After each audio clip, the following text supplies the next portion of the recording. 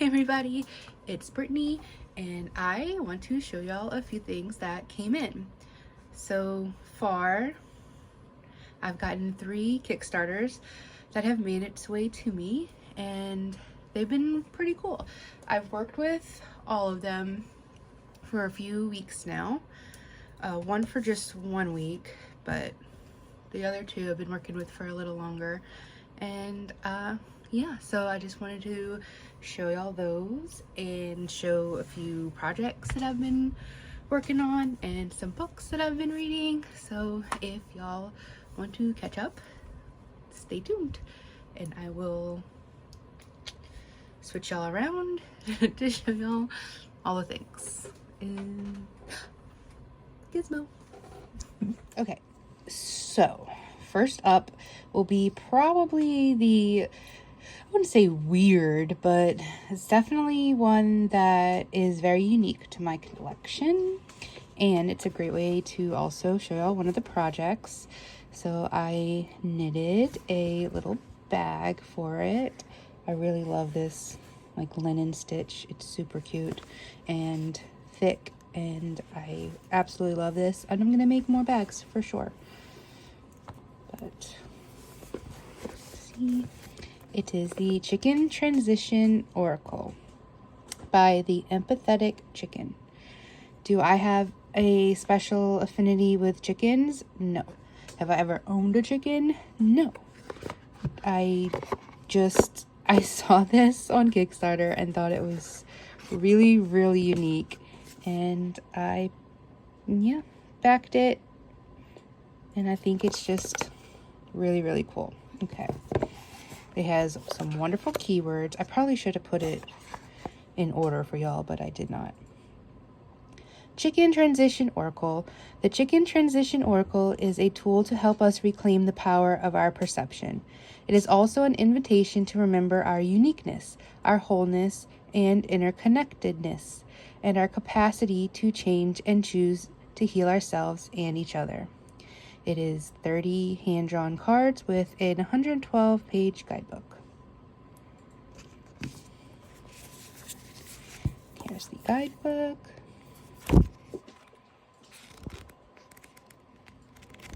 Has some great write-ups, and there's some wonderful spreads in here. I have used a few of these spreads, and I really, really like them. The emotional chicken spread, so good. I've not done the in full view yet. Fear spread, yes, I've done that one. It's really good. And so yeah, these are really good. Okay. Would y'all want this in order? I don't have it in order. Forgive me. Cool orange. And it's not like hard gilding either. It's nice. And this is the backs. Very autumnal. And it is vibrant, beautiful.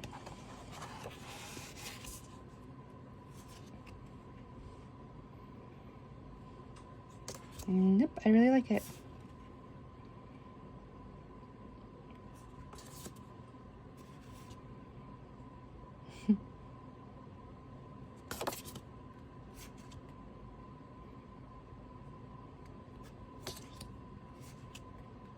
Look at the colors.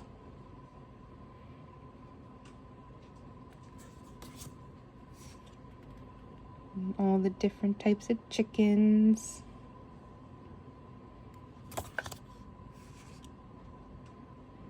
I really, really love all the colors. I think that's what drew me to the deck.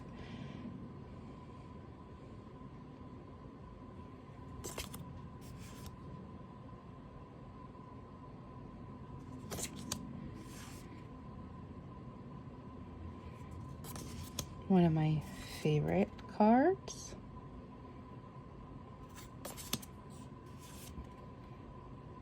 Oh no, you're back. Gizmo.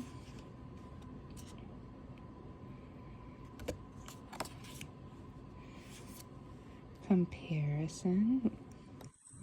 What do you think of comparison? You like it? Connection. Oh, look, kitty cat.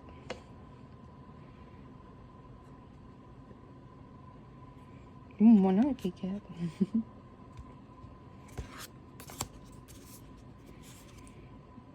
Intention. I'm sorry.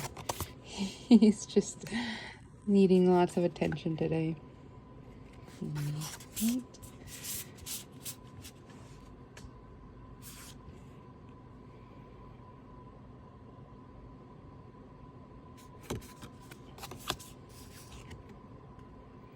And even though there's only 30 cards, I still feel like the keywords are pretty broad and cover a lot.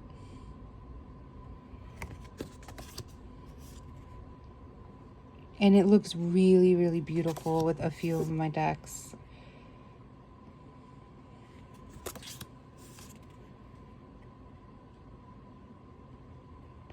Such an important one in these times.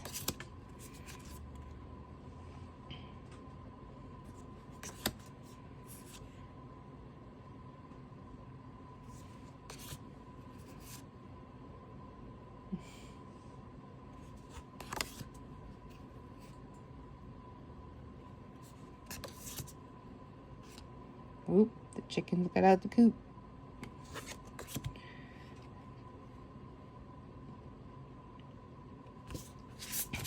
Yep. That is the Chicken Transition Oracle. We can pull a card and I will read one of the messages from the guidebook. Oh, okay. Went to flying. Freedom.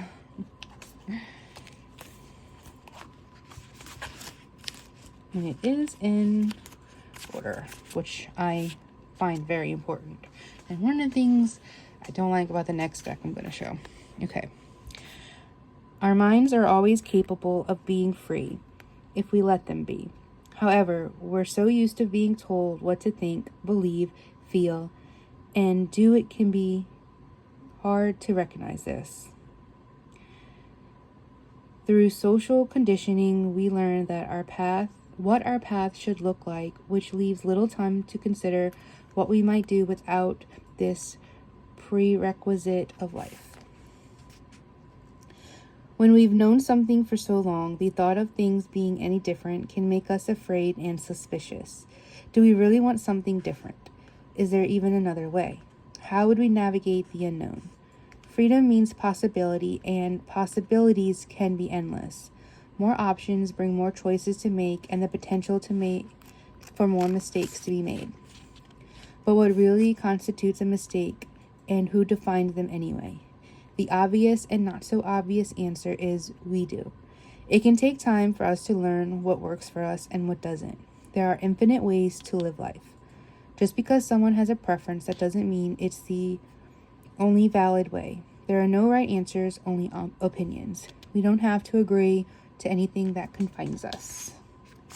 Despite any physical limitations, we always have the power of our minds. Where are you feeling trapped right now? Can you think of a way out? I really love that. And a lot of times when you think of the possibilities and the choices, and you're always afraid to make the wrong choice, who says that you can't go back and change it? Like you can make a different choice. You're not stuck with that choice if it doesn't work for you. And that's something I always have to remind myself. Okay, so that is the Chicken Transition Oracle.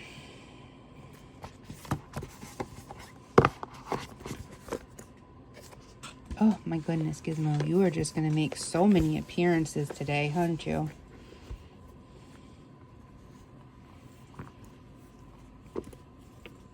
What are Sora and Goose doing without you? Okay. And next will be the Cave of Sybil. This is the Oracle by Tira May. This is a little spell book that comes with it. And yep, again, not in order because I have been using it. I've been using this one with the Ritual Tarot, but it definitely doesn't need to be used that way. I just figured it's been a little bit since I've worked with the Ritual Tarot, so oh, is this what you're playing with? Is this what you want? You want it? Okay, go get it. Go get it. Didn't work. Okay. So I haven't worked with the Ritual Tarot in a while, so I thought that since this came in, I can work with them together, and it's been pretty interesting. I feel like every time I pull a card and I do some work with this deck, it's like, I don't know, things happen, and I don't know if it's a good thing right now. This has not been a good 2025, but this is what I've been marking everything that I've been working with for the deck and the Ritual Tarot. So it's been kind of like its own thing for me. And yeah, so I'm gonna just, oh, it's been interesting. It's definitely been an interesting time. So I don't remember how many. Let me see if it says anywhere. I think it says in here how many cards it is.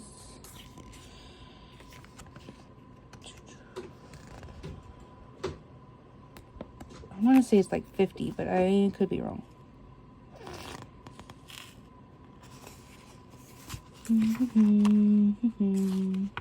Oh yes, 53 cards. And I was worried that having the keyword on the back was going to be a problem, but it really isn't. I actually do like that it's not here, because you can get a lot from the images, you know, like the way the eye is illuminated, the way it's wrapped up.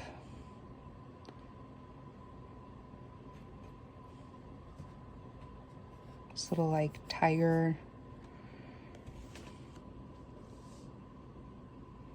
Gizmo, really? What am I going to do with you? So bind.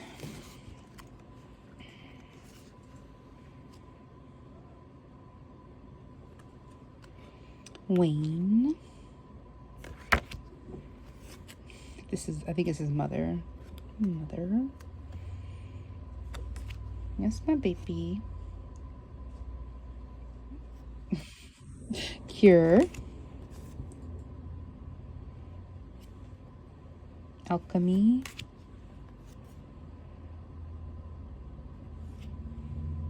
Omen.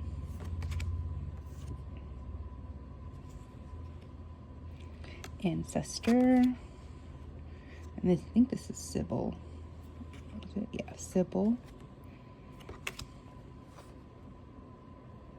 Oh, look at this way the skulls are just stacked up on top.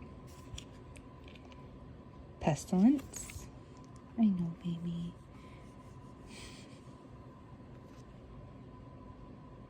I recently pulled this one too. Fortune.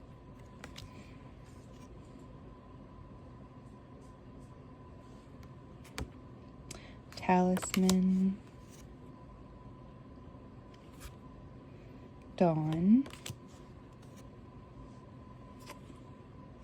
Conjure. Gather. I really love this card. Trial. Origin. Oh, this one makes me feel some type of way. Masked.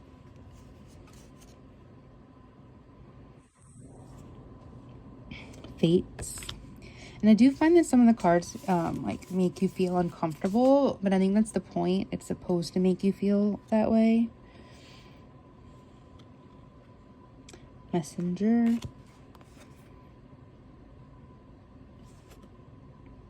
Wake. Womb. I thought it was going to be birth, but womb is right too. Ego. I think. I'm pretty sure it's ego, right? Yeah. Scry. I do not like that mask. It really freaks me out. Oh, this is a really cool freaking card, though. Skinwalker. Gatekeeper.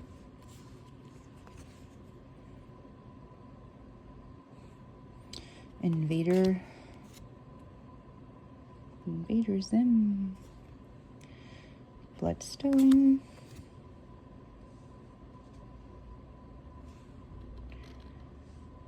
Sabbath. Ooh. Cord. Oh, this is the extra card. Damn it. I hate when I do that.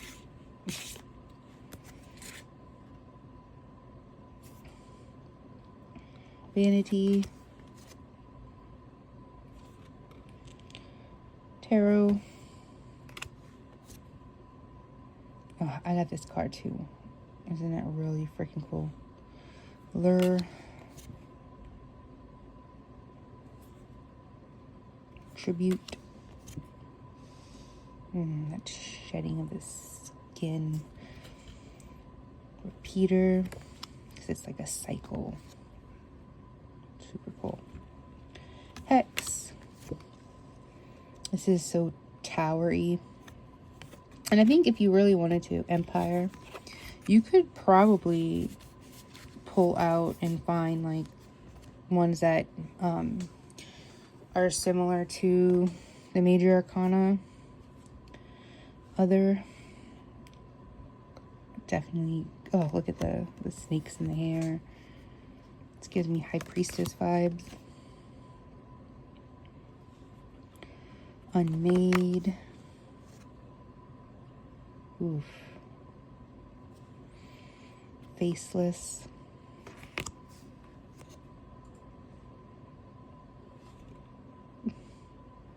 Conqueror. Very emperor-y. Oh, look. Isn't that cool? The way he's like balancing on dice. It's very, you know, taking chances. And Horde.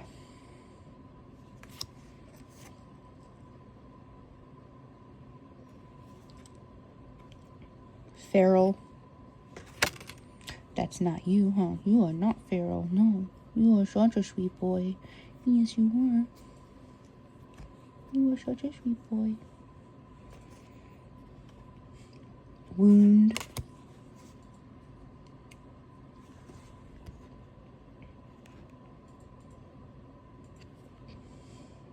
Harlot. It's like a ritual. Brew.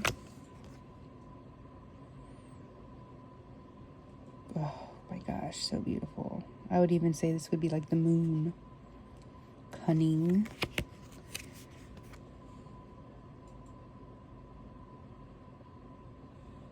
Look at that. Birth.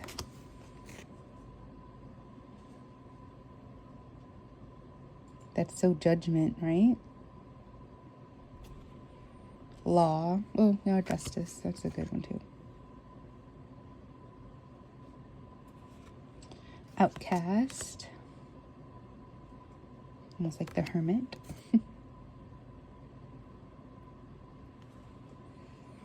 Communion. Look at the eye. Oh my goodness.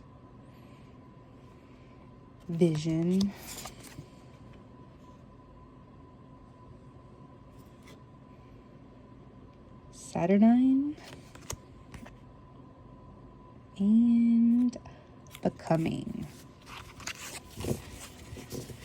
So it is a very thought-provoking deck that can... It's definitely not a deck for any type of healing. It's to really confront your demons and not heal from them, but like become friends with them, you know, accept them. And understand that sometimes those demons are meant to just stay with you, and you got to work with them, as in like every day you have to work with those inner demons to not just conquer them, but to know yourself. So what I don't care about for this deck, okay, I don't mind that it's just a few words. I think it's really cool that it's like little like poems that go with it. But I just wish it was in some kind of like alphabetical order, because trying to find them can be a little bit of a bitch. So, repeater, word split, fork tongue, omens, out of naked entrail. It's pretty cool. Like, it's really cool. Like I said, I just wish it was in alphabetical order. Cave of Sybil, a Chthonic Oracle by Tira May.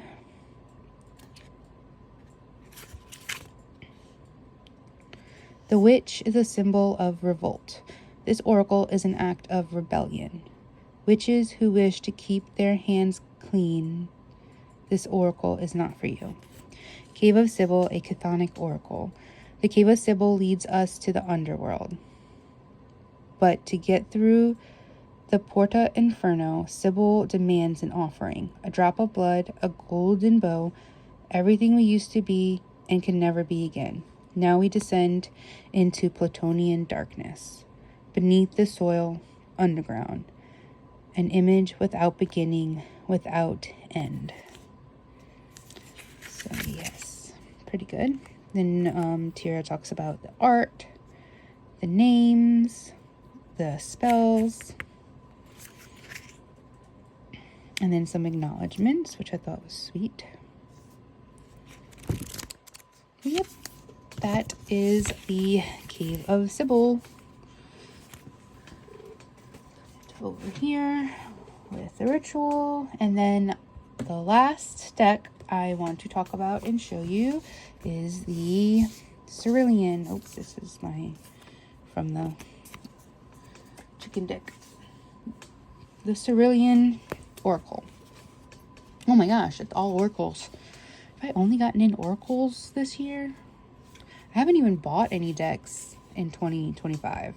Because technically all of these were purchased in 2024. So it is the 17th and I have not bought one tarot or oracle deck this year. Crazy. But don't ask me how much yarn I bought this year. That we won't mention. Okay, so the Cerulean Oracle. I have worked a good bit with this deck actually.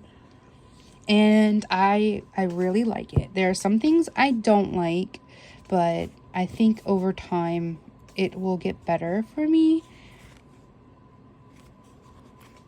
But let's go into what I don't like. This was like a Kickstarter add-on, so it's not necessary, but I don't care for this this journal very much. I feel like this is too short. I need more, like, I was too afraid to keep going because I didn't have room. So, and then this side, I don't even know what to do with. Like, do I just pick and choose pieces from the deck to put in here? Do I not? Like, what do I do with that? So this, I didn't feel like I could have passed on. because it's not that great. I need more writing room. But the guidebook that comes with it is pretty great. It's actually really good. This deck, not only does it work with numerology, obviously, because that's pretty much what it was meant for, but it also works so well for like with the pictures and getting meaning from them. You know, each, like this is the number 0. But then you see like warnings, and I don't know, it's really cool. Another thing I don't like is there is this like secret language throughout the deck, which I find super interesting and cool. And like this little book comes in all of the secret, like it's all written in the language. However, I don't know how to read it, and I'm sure I gotta work with it more to learn how to decipher it, but I haven't been able to figure it out yet. So stay tuned for when I finally figure that out, because I really want to unlock everything I can about this deck. But yeah, so I can't read this obviously. And I know there's probably like hints somewhere in here. I just haven't found it yet, because guys, I'm dense. Right? I'm dense. I really love the way that the guidebook has each of the cards. So it's like, here's the card, and then all around it, there's just little things you can pick up to put in your reading, you know? So we got the number 6. So a long time ago, so you know this is like something about your past, family, very 6 of Cups feeling, definitely, right? Love passed down, the good plus the bad equals reality. That's really hits me. So yeah, like it's really good, and I thought maybe the color palette was going to be limiting, but I don't find it is at all. These are the backs. And oh my gosh, I didn't even like talk about, this is by oh shit, what's his name? James Robin Eads. James R. Eads. An Oracle of Numbers. The Cerulean sequence. Oh yeah. It shows you how to find your number, which I found super helpful.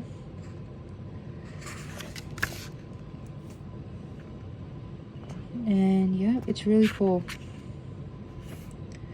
In the beginning was the end, 0. It was the first ending, and the existence of an ending fragmented the universe into multiple universes and parallel timelines.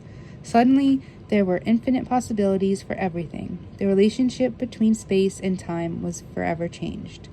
Then came the number 1, and all of the following numbers. They spilled out in all directions, vibrating and covering everything. This oracle was an accident, and I'm so glad it happened. It was born from my own quest to find the beginning again. I wanted to remind myself what it felt like when I was just a kid, when I first started making art. So I drew. A lot. I wanted to make something for myself without an outcome in mind. When we free ourselves of expectations, we become limitless.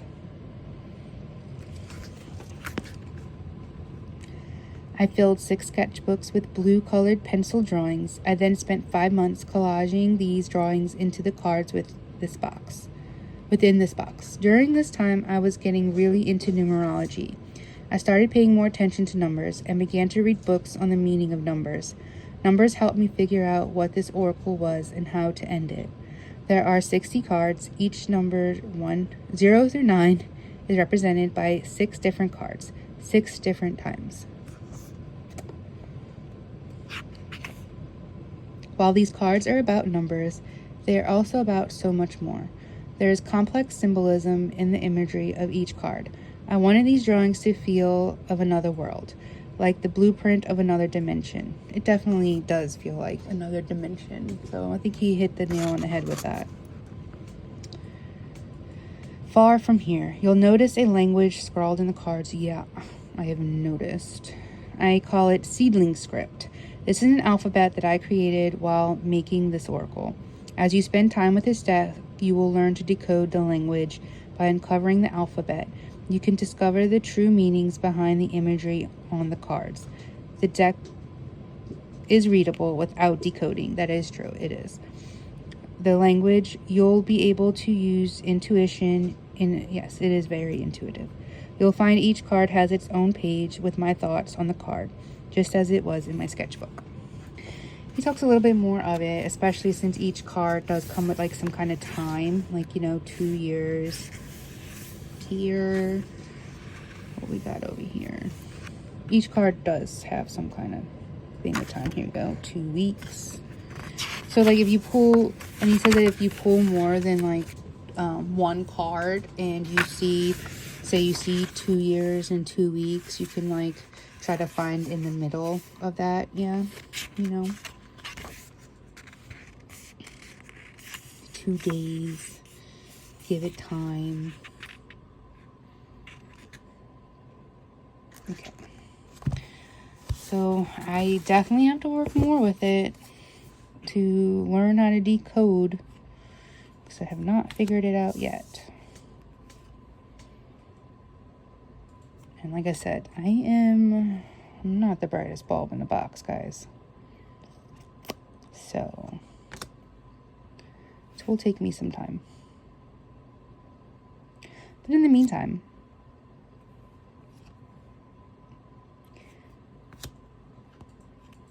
it is very, very intuitive. A crack in the foundation. I mean, look at those, right? The layers.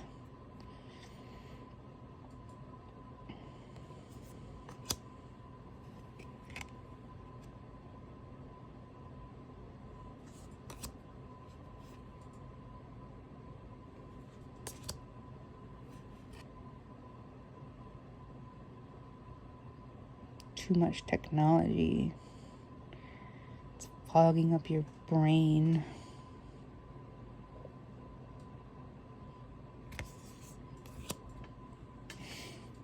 You back for some more loving, Gizmo? I think you come by for every single deck. Come to check them out.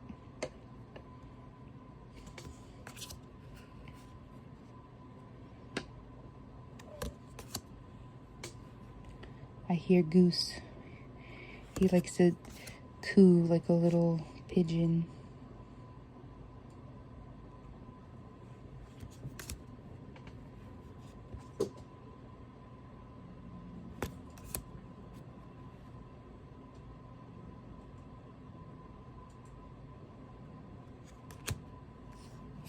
Oh, I did get the glasses. It came with the Kickstarter as well. And I think there was something else it came with. I don't remember. It came with this bag.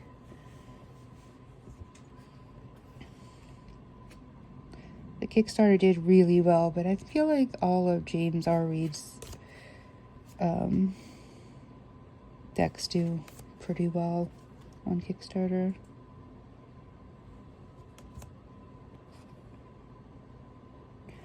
Okay, this is kind of a big one with a lot. So if you want a full-on walkthrough, maybe once I am able to decipher, let me know. I will do it.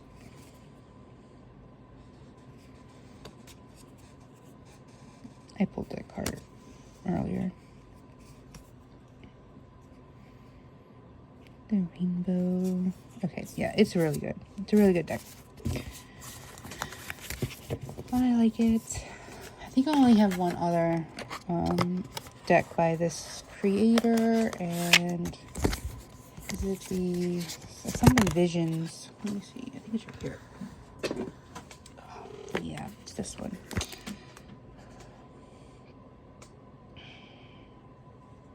Cosma Visions Oracle. And it is very beautiful. I've showed this off before. See, I love it kind of, this would go, oh wow, this would go really well with the chicken transition, wouldn't it? Yeah, ooh, ooh, okay, I'm gonna keep this out. I'm gonna pair them together. I'm gonna do that today. Oh, look how cool. There's a lot of little details like that in this. That's really pretty. You could tell that like every little bit was very thoughtful. And yeah, okay. What else have I been up to? I've been playing a lot of my comfort video game, Stardew Valley. I have been doing a lot of reading. I've read almost this entire series. I just finished the third, and this is the fourth. It's the Kingmaker Chronicles, and I really like them.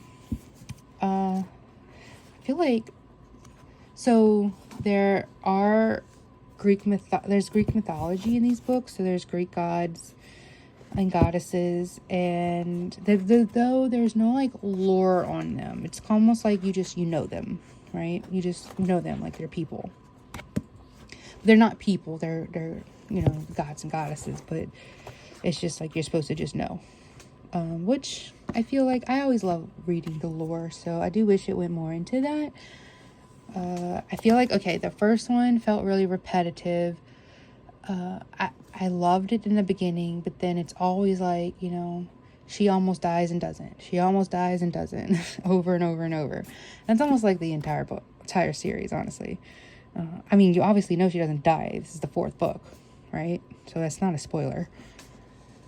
You're aware. But, no, I really do like it, though.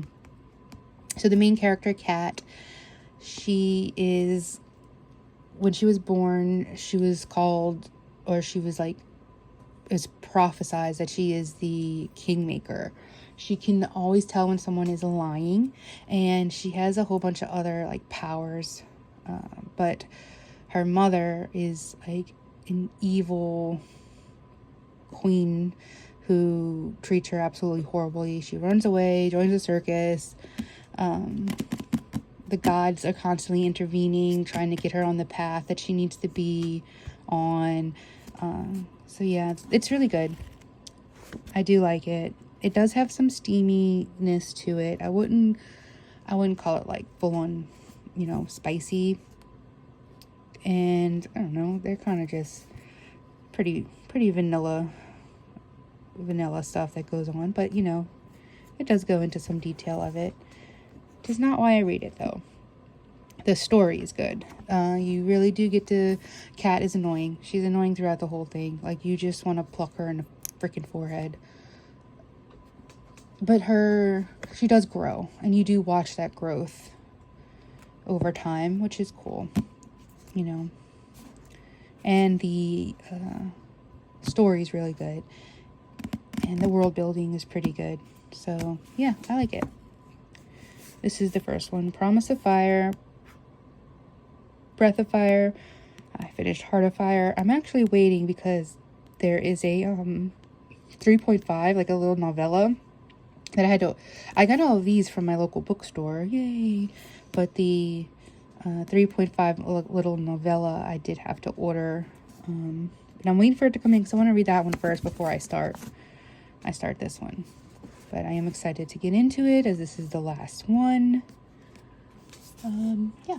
I've also, while I play Stardew, I listen to Harry Potter. I'm on the 6th one right now, Half-Blood Prince. And I usually always do a reread every year. And I started the listening because I got all the Stephen Fry versions because I love Stephen Fry. His voice is wonderful, and I believe he does a better job than Jim Dale, and I will die on that hill. But, yeah, I started it last year. So I'm on the 6th one now.